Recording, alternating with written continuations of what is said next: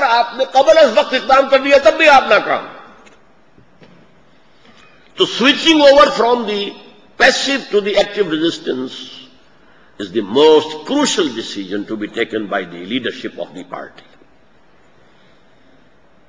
جب یہ محسوس ہو کہ اب ہماری تعداد کافی ہے، کافی کا مطلب مختلف ہوگا. کوئی ایک ملک چھوٹا سا ہے، 1 کروڑ کی آبادی ہے، تو شاید 50,000 آدمی بھی ایسے تیار ہو جائے تو کافی ہو جائیں. ایک کی 15 کروڑ کی آبادی ہے تو 3-4 لاکھ آدمی تو ہو. تو تعداد کافی کہہ رہا ہوں میں، کوئی فکس نہیں ہے یہ. نمبر 2 یہ کہ اب ان کے اندر ڈسپلن کی پوری پابندی ہو گئی ہے. Listening and obeying. انہیں حکم دیا جائے گا تو موو کریں گے، اور جب کہا جائے گا رک جاؤ تو رک جائیں گے. یہ نہیں کہ یا تو چلتے ہی نہیں، چلتے ہیں تو رکتے ہی نہیں، اپنی مرضی سے چل پڑے. جیسے ہوا تھا مالاکنڈ میں جو تحریک شریعت چلی تھی ملا صوفی محمد صاحب کی، انہوں نے حکم نہیں دیا تھا، گولیاں شروع ہو گئی. ان کا کوئی حکم نہیں تھا. پھر وہ جا کر جو مورچے بنا لیے تھے ان کے فالوورز نے پہاڑوں کے اوپر، جہاں جا کے کہہ رہے ہیں خدا کے لیے اترو، مت کرو یہ. انہوں نے کہا مولوی بک گیا یہ. تو یہ جماعت نہیں تھی، ڈسپلن نہیں تھا، موب تھا جو ایک جذباتی اپیل کے اوپر آگے آ گیا تھا. جب تک organization, discipline, listen and obey نہ ہو. نمبر 3 یہ تیار ہے ہر چیز سیکریفائس کرنے کے لیے، including their life. They are ready. یہ 4 شرطیں پوری ہو جائیں، تعداد کافی ہو، ڈسپلن ہو، اور کمٹمنٹ ہو کہ اپنی ہر شے قربان کرنے کو تیار. 3 شرطیں پوری ہو جائیں، then the movement will switch over from passive resistance to active resistance.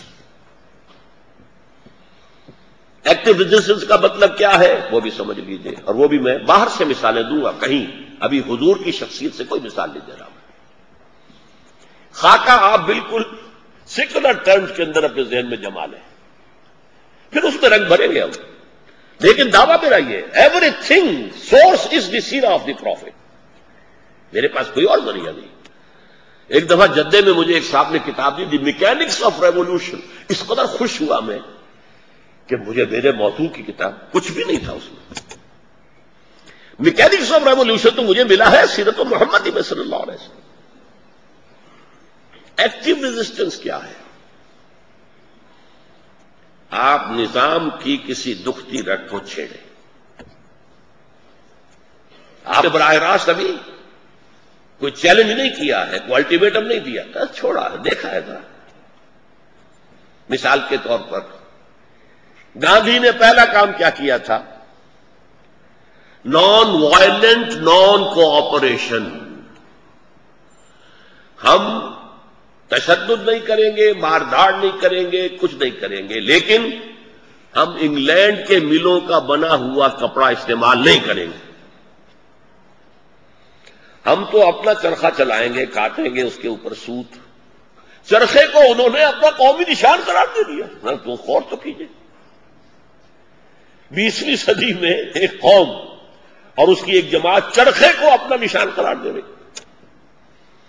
چرخہ کاٹیں گے، سوت جو ہے وہ بنیں گے، پھر اس سے کھدر بنیں گے، وہ پہنیں گے. ہم تمہارا کپڑا نہیں پہنیں گے. اب بتائیے کوئی قانون ہو سکتا ہے کہ ضرور تم انگریزی کپڑا پہنو؟ اور کیا انہوں نے کسی اور کو کوئی نقصان پہنچایا؟ کسی کی جان اور مال کو نقصان نہیں. لیکن کھلبلی مچ گئی، مانچسٹر کی ملیں بند ہونے لگی. اتنی بڑی مارکیٹ انڈیا جہاں کھپت ہوتی تھی کپڑے کی، لٹھا چلا آ رہا ہے، گرم کپڑا چلا آ رہا ہے، ململ چلی آ رہی ہے، وہ سب پہن رہے ہیں بڑے عیش کے ساتھ. اور اب وہ کھادی ہے، کھادی چل رہی ہے، ہم نہیں خریدیں گے. یہ پہلا سٹیپ تھا ایکٹیو ریزسٹنس کا، کہ انگریزوں کو پتہ چل گیا کہ ہے اب کچھ ہونے والا ہے. Second step, non violent civil disobedience. کوئی تشدد نہیں کریں گے، کوئی توڑ پھوڑ نہیں کریں گے، کوئی مار دھاڑ نہیں کریں گے، لیکن قانون توڑیں گے. اور قانون بھی کیسا، بڑا ہی معصوم قانون.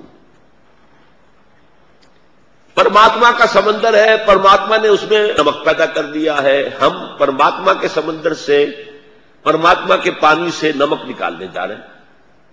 ہم نے تو کسی کو کچھ نہیں کہا، لیکن اس کا مطلب کیا ہے؟ اس پر ایکسائز ڈیوٹی تھی. It means you have threatened the taxation policy of British India. آپ نے برطانوی حکومت کی ٹیکس کی پالیسی کو چیلنج کر دیا. اب لاٹھیاں پڑی، سر پھٹے، بڑے بڑے لیڈروں کے سر پھٹے، بڑے پیمانے پر جیلیں جو ہے بھری گئی. یہ ایکٹیو ریزسٹنس تھی کہ جو کی ہے گاندھی نے. اس ایکٹیو ریزسٹنس کے بعد پھر مرحلہ چھٹا اور آخری آ جاتا ہے. That is the direct clash, تصادم. نظام اور اس کے محافظوں کے ساتھ آپ کا تصادم، فزیکل تصادم.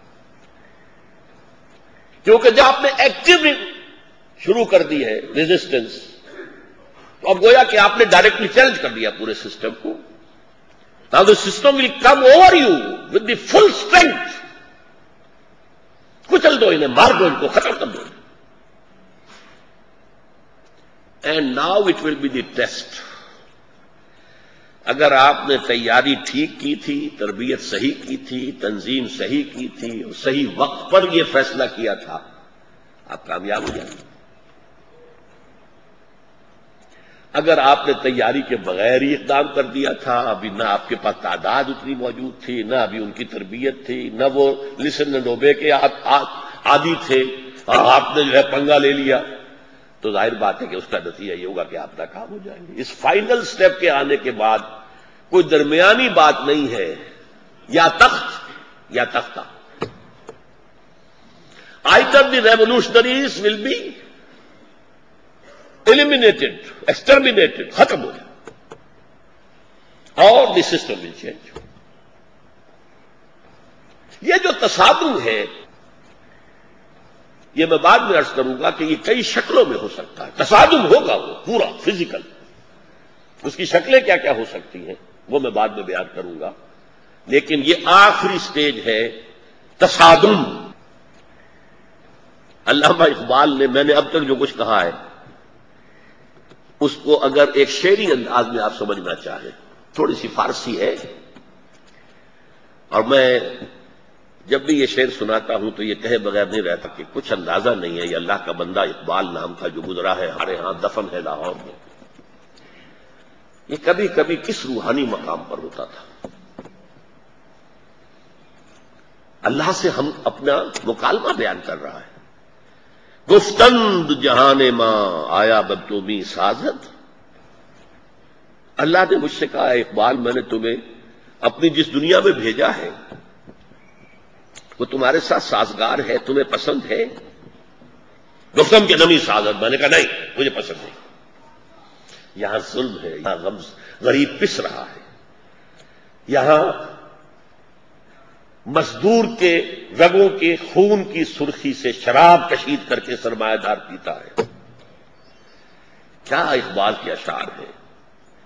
خواجہ از خون رگے مزدور سازد لال ناب. یہ شراب جو بیٹھ کر پی رہے ہوتے ہیں یہ سرمایہ دار اور کارخانے دار، یہ شراب لال پری، یہ مزدور کے خون کے اندر اس کے رگوں میں سے کشید کی ہوئی شراب. خواجہ از خون رگے مزدور سازد لال ناب. از جفائے دہ خدایا کشتے دہقانہ خراب. اور جو جاگیردار ہیں، بڑے زمیندار ہیں، ان کے ظلم و ستم سے دہقان کی کھیتی خراب ہے. دہقان کی کھیتی سے اس کے بچے کو دانا نہیں مل رہا، وہ بھوکا. انقلاب انقلاب انقلاب، بڑی عظیم نظم ہے اقبال کی ہے، انقلاب کا نعرہ. تو اقبال نے کہا گفتم کے نمی سازد، گفتند جہان ماں آیا بے تمی سازد. اللہ نے مجھ سے پوچھا اے اقبال، میری دنیا جس میں میں نے تمہیں بھیجا ہے تمہیں پسند ہے؟ گفتم کے نمی سازد، میں نے کہا نہیں پسند نہیں ہے. گفتند کے برہم زن،